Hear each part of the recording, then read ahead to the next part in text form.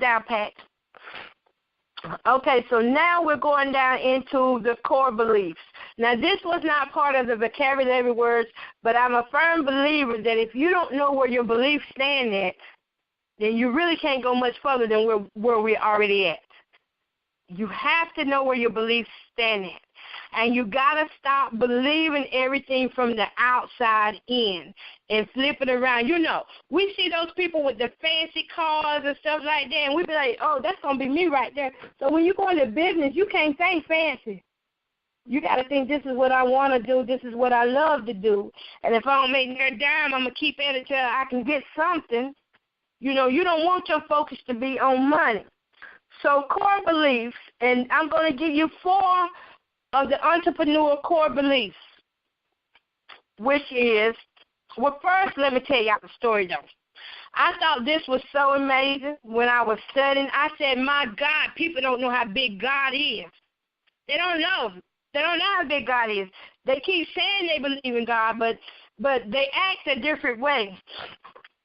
Okay, so y'all heard of the Wright brothers, right? Uh-huh.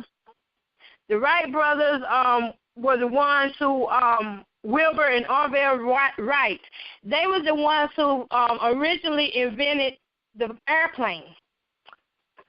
So the Wright brothers had competition. You remember I told you your competition's out there. The competition was Samuel Langley. That was the competition. The Wright brothers had no education. They didn't have no funding. Nobody was really interested in what they were doing. They didn't have no media following them around. You know, they didn't even have internet. None of this stuff, y'all. But what they did have was a little helicopter that was made out of some kind of cardboard that their daddy had gave them for Christmas. And they decided that they wanted to fly. They decided and put in their heart at a very young age that they could fly, that they could get and build an airplane. And so what they did, they started working toward their passion, which was to build that airplane. Guess what? They failed several times. Several times they failed. And you know what kind of money they had? You know what kind of money they had to really finance their dream? The money they had was just little bits and pieces of money that they had making off and fixing bicycles. They didn't have government grants. They didn't have government grants or anything like that. They didn't have this internet system where they could just go and put everything on social media and people would find it and buy into it. Matter of fact, nobody knew who they were. But on the other hand, the guy Samuel Langley, everybody knew who he was because all the biggest radio stations and magazines were following him, newspapers. He was always in the newspaper for going to be the first man to have a successful plane, you know, build a successful plane to come off the ground. The problem was the Wright brothers had passion, and Langley had no passion. He had the what? What's the what, y'all? The money. Money. The what is the money, which is the result of why you do something. He worked it backwards. He wanted the money before he could produce a result.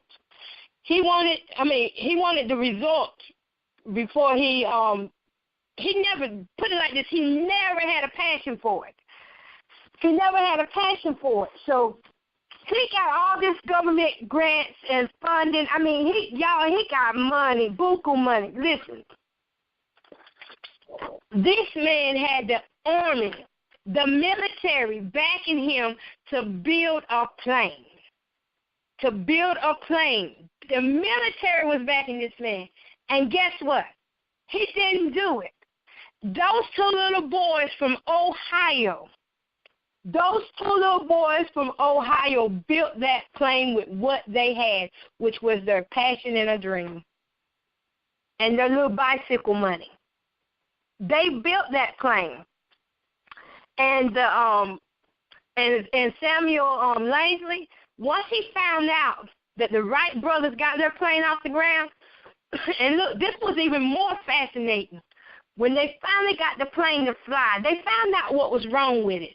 It was the wings, so they had to fix the wings and fix them like a penguin's wing so that they could control the air whenever it would be in the air. And that's what finally was with what the military needed in order to fly planes and stuff. And not to mention, the military refused them any subsidy loans. They would not give them any backing. They had no backing from nobody, but they believed in what they was doing, so they kept doing it. So the first time that they flew that plane, the first time that they flew that plane it only went for like 59 seconds. The second time they flew that plane, it went for like 2 miles. The third time, 5 miles. Then finally they got where they was flying everywhere with the plane. So that goes to show you what you believe in could determine your success, not your financial backing. Those boys, they didn't have no financial backing. They just had what they had, which was the bicycle money that they had saved up. That's what they used to finance their dream, was little pennies and nickels and dimes. They didn't have big dollars. And Langley, once he found out that these boys flew like that, not to mention, y'all, he was a scientist, and he still couldn't figure it out. But those little boys did. Won't God do it? Won't they do it? Yes. When Langley found out that those boys had flew that plane, you know what he did? What? He quit. He did. And the government talked pure junk about him. They said that was the worst money they ever wasted. Yes. And the reason why the government got trapped up like that, because they were looking at the result instead of the reason why Langley was doing it. Langley was doing it for profit. The Wright brothers were doing it because they had a passion for it and a love for it in their heart. And it wasn't nothing that they just saw like, hey, we're going to make millions of dollars off of this. It wasn't that for them. For them, it was doing what they loved to do, which was experiment. But Langley, in the end, he just quit altogether. As soon as those boys flew and they got out, he quit. So that's why I tell you, what you believe in makes a difference in the life of your company. If you don't really believe that that's the area you need to be in, then you'll play follow the leader. That's what Langley was doing. He was playing follow the leader. He thought the money was in it. Yeah, the money was in it for the right person who endured to the end. Hey, ain't that what the Bible says? That's right. Yeah. Come on. See, the Wright brothers, they stood under hard trials and tests. Even though they messed up, they would stay out there for hours and then go back home. You know, they only had one little plane they had built, so each time that one little plane messed up, they'd have to go back and start again. They'd have to go back and do something again, eat a little something, and go back and redo the plane over and over. Imagine rebuilding something over and over and over again. It can be frustrating if your heart ain't in it. It can be frustrating if you don't learn how to endure the process. So Langley couldn't handle that. He quit. And I'll tell you another example, too, of the reason why what we believe matters. You look at Martin Luther King. Martin Luther King had a dream. He didn't tell people what his plan was. He told you what his dream was. He believed in his dream. He believed that everything God was giving him was going to come to pass, whether it come with or without him. And because he believed in himself that much and believed in his dream that much, that's how other people got on board. You know what? Do y'all ever wonder how did they get so many freaking people together for those marches and protesters? They didn't have internet. They barely had TV. Only certain people had TV. I think it was only the whites had TV back then, and you were very lucky if you were colored with a TV. Right. So it makes you wonder, how did all those people get together? I'll tell you how they got together. Somebody saw what King was doing. This is where investors come in at. When people believe in what you are doing and you sell on them what you believe, then they will believe and they will tell somebody else. Word of mouth has always been something that works good. Word of mouth. So King believed in his movement. Others began to believe in it. And others traveled to tell others about it. So now we got all these people out here protesting. And that's how he ended up with all those people for I Have a Dream speech. And y'all saw that was, oh, gosh, I can't even count. It was lots of people out there. Might have been, how many people y'all think was out there? It was a lot. Hundreds of thousands. Yeah, hundreds of thousands of people out there. But that goes to show you what you believe in. That man started out with a dream. He believed that somebody's life could be changed through his protest. He didn't use violence. He didn't knock other people down to get what he needed. He saw who was out there, and he stuck to what he believed. He wrote it out. You can often see him writing, sometimes in the documentaries. You see him writing and smoking. He wrote it out. He did what he had to do at the cost of his life.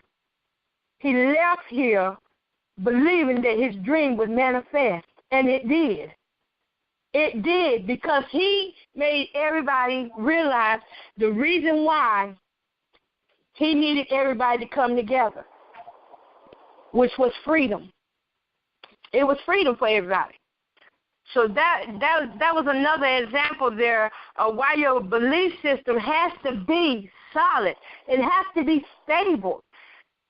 If you're wondering or wavering, that's like with your faith. If you're wavering, it's not going to hold together for your business. And I'll be the last example. Y'all, hold up a minute. Let me go shut this phone off. Well, we're trying to wait for it to stop ringing. Let me see. It might stop. Lord. Let me go on. Okay. Like in my business, I made a big mistake last week. Hold up. Let me go cut this thing off. Lying to y'all. Y'all give me just a second. No, it's it.